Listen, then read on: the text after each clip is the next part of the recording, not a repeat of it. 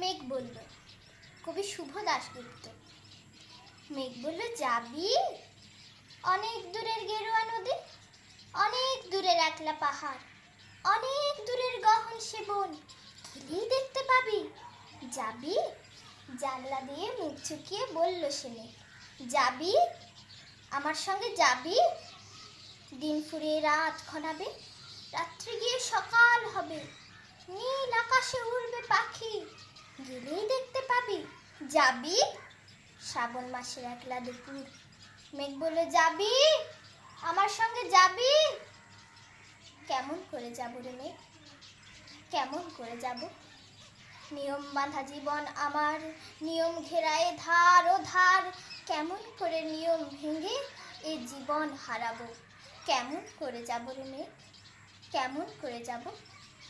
মেঘ বলল, দূরের মাঠে বৃষ্টি হয়ে ঝরবো, সবুজ পাতায় পাতায় ভালোবাসা হয়ে ঝরবো, শান্ত নদীর বুকে আনবো জলোচ্ছ্বাসের প্রেম, ইচ্ছে মতন বৃষ্টি হয়ে ভাঙবো, ভেঙে পড়বো।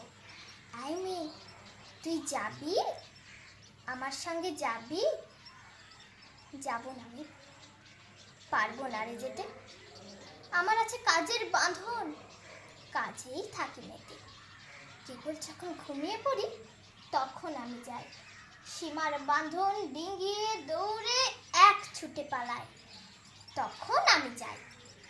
স্বপ্নে আমার গেরুয়া নদী, স্বপ্নে আমার সুনীল আকাশ, স্বপ্নে আমার দূরের পাহাড়, সব কিছুকে পাই।